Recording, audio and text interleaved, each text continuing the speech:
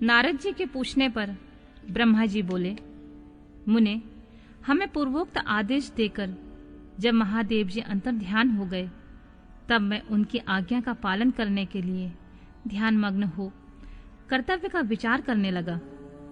उस समय भगवान शंकर को नमस्कार करके श्री हरि से ज्ञान पाकर परमानंद को प्राप्त हो मैंने सृष्टि करने का निश्चय किया। तात भगवान विष्णु भी वहां सदा शिव को प्रणाम करके मुझे आवश्यक उपदेश देकर तत्काल आदृश्य हो गए। वे ब्रह्मांड से बाहर जाकर भगवान शिव की कृपा प्राप्त करके बैकुंठ धाम में जा पहुंचे और सदा वहीं रहने लगे। मैंने सृष्टि की इच्छा से भगवान शिव और विष्णु का स्मरण करके पहले के रचे हुए जल में अपनी अंजुली डालकर जल को ऊपर की ओर उछाला। इसमें वहां एक अंड प्रकट हुआ जो 24 तत्वों का समूह कहा जाता है। विप्रवर, वह विराट आकार वाला अंड जड़ रूप ही था। उसमें चेतनता न देखकर मुझे बड़ा संशय हुआ और मैं अत्यंत कठोर तप करने लगा। 12 वर्षों तक भगवान विष्णु के चिंतन में लगा रहा। तात वह समय पूर्ण होने पर भगवान श्री हरि स्वयं प्रकट हुए और बड़े प्रेम से मेरे अंगों का स्पर्श करते हुए मुझसे प्रसन्नता पूर्वक बोले, ब्राह्मण, तुम वर मांगो, मैं प्रसन्न हूं। मुझे तुम्हारे लिए कुछ अदेय नहीं है। भगवान शिव की कृपा से मैं सब कुछ देने में समर्थ हूं। ब्रह्मा बोले, महाभाग, आपने जो मुझ पर कृपा की है वह सर्वथा उचित है, क्योंकि भगवान शंकर ने मुझे आपके हाथों में सौंप दिया है। विष्णु, आपको नमस्कार है। आज मैं आपसे जो मांगता हूँ उसे दीजिए। प्रभु, वह विराट रूप 24 तत्वों से बना हुआ अंड किसी तरह चेतन नहीं हो रहा है, जड़ीभूत दिखाई देता है। हरे, उस समय भगवान शिव की कृपा से आप यहाँ प्रकट हुए हैं, अतः शंकर के सृष्टि शक्ति या विभूति से प्राप्त हुए इस अंड में चेतनता लाइए। मेरे ऐसा कहने पर शिव की आज्ञा में तत्पर रहने वाले महाविष्णु ने अनंत रूप का आश्रय ले उस अंड में प्रवेश किया। उस समय उन परम पुरुष के सहस्त्रों मस्तक, सहस्त्रों नेत्र और सहस्त्रों पैर थे। उन्होंने भूमि को सब ओर से घेरकर उस अंड को व्याप्त कर लिया। मेरे द्वारा भली भांति स्तुति की जाने पर श्री विष्णु ने उस अंड में प्रवेश किया। तब वह 24 तत्वों का विकार रूप अंड सचेतन हो गया। पाताल से लेकर सत्यलोक तक की अवधि वाले उस अंड के रूप में वहां साक्षात श्री हरि विराजने लगे। उस विराट अंड में व्यापक होने से वे प्रभु बैराज पुरुष कहलाए। पज्यमुख महादेव ने केवल अपने रहने के लिए सुरभ में कैलाश नगर का निर्माण किया, जो सब लोगों से ऊपर सुशोभित होता है। देवर्षि, संपूर्ण ब्रह्मांड का नाश हो जाने पर वैकुंठ और कैलाश, इन दोनों धामों का कभी नाश नहीं होता है।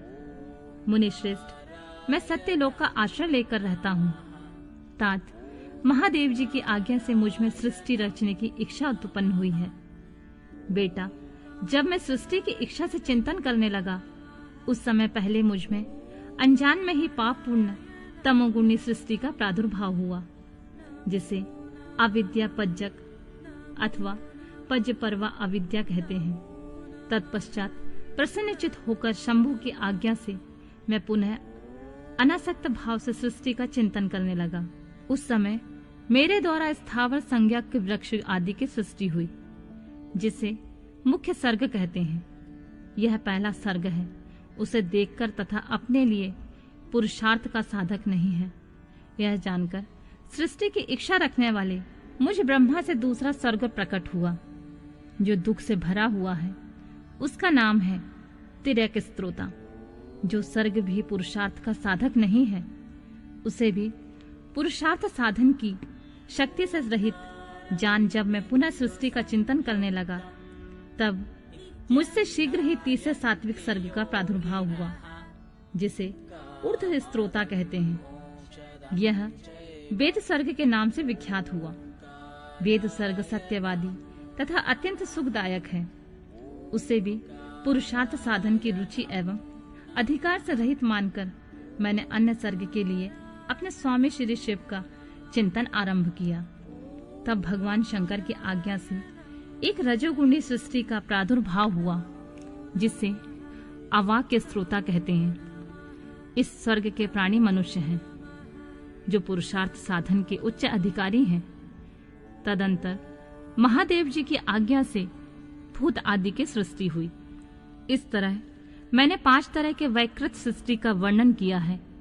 इसके सिवा 3 प्राकृत स्वर्ग भी कहे गए हैं, जो मुझ ब्रह्मा के सानिध्य के प्रकृति से प्रकट हुए हैं।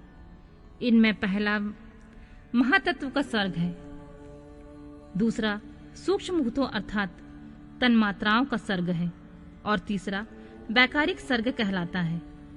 इस तरह ये 3 प्राकृत स्वर्ग हैं। प्राकृत और वैकृत दोनों प्रकार के स्वर्गों को मिलाने से 8 स्वर्ग होते हैं। इनके सिवा 9वां कौमार स्वर्ग है, जो प्राकृत और वैकृत भी है। इन सब के अवान्तर भेद का वर्णन नहीं कर सकता, क्योंकि उसका उपयोग बहुत थोड़ा होता है। अब मैं द्विजात्मक स्वर्ग का प्रतिपादन करता हूँ। इसी का दूसरा नाम कौमार स्वर्ग है, जिसमें सनक, स्नंदन और कुमार आदि के महत्वपूर्ण सृष्टि हुई है। सनक आदि मेरे 4 मानस पुत्र हैं, जो मुझ ब्रह्मा के समान ही हैं। वे महान वैराग्य से संपन्न और उत्तम व्रत का पालन करने वाले हैं। उनका मन सदा भगवान शिव के चिंतन में ही लगा रहता है। वे संसार से विमुख और ज्ञानी हैं। उन्होंने मेरे आदेश देने पर वे सृष्टि के कार्य में मन नहीं लगाया। मुनि श्रेष्ठ नारद सनकादि कुमारों को दिए हुए नकारात्मक उत्तर को सुनकर मैंने बड़ा भयंकर क्रोध प्रकट किया। उस समय मुझ पर मोह छा गया था। उस अवसर पर मैंने मन ही मन भगवान विष्णु का स्मरण किया। वे शीघ्र आ गए और उन्होंने मुझे समझाते हुए मुझसे कहा, तुम भगवान शिव की प्रसन्नता के लिए तपस्या करो मुनि श्रेष्ठ। श्री हरि ने जब मुझे ऐसी शिक्षा दी, तब मैं महाघोर एवं उत्कृष्ट तप करने लगा।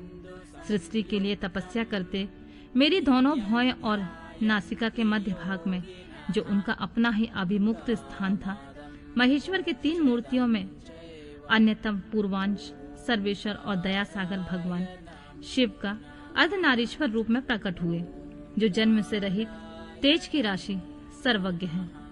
उन नील लोलित नामधारी साक्षात उमा बल्लभ शंकर के सामने देखकर बड़ी भक्ति से मस्तक झुकाकर उनकी स्तुति करके मैं बड़ा प्रसन्न हुआ। उन देव देवेश्वर से बोला, प्रभु आप भांति भांति के जीवों की सृष्टि कीजिए। मेरी यह बात सुनकर उन देवाधिदेव महेश्वर रुद्र ने अपने ही समान बहुत से रुद्र गणों की सृष्टि की। तब मैंने स्वामी महेश्वर महारुद्र से कहा, देव आप ऐसे ही जीवों की युक्त हो। मुनि श्रेष्ठ मेरी ऐसी बात सुनकर करुणा सागर महादेव हंस पड़े और तत्काल इस प्रकार बोले, विधाता मैं जन्म और मृत्यु के भय से युक्त अशोभन जीवों की सृष्टि नहीं करूंगा, क्योंकि वे कर्मों के अधीन हो दुख के समुद्र में डूबे रहेंगे। मैं तो दुख के सागर में डूबे हुए उन जीवों का उद्धार मात्र करूंगा। गुरु का स्वरूप धारण करके उत्तम ज्ञान प्रदान करके उन सबको संसार सागर से पार करूंगा। प्रजापति दुख में डूबे हुए सारे जीवों की सृष्टि तो तुम ही करो। मेरी आज्ञा से इस कार्य में प्रवृत्त होने के कारण तुम्हें माया नहीं बांध सकेगी। मुझसे ऐसा कहकर श्रीमान भगवान नील लोहित महादेव मेरे देखते ही देखते अपने पार्षदों के साथ वहां से तत्काल तिरोहित हो गए।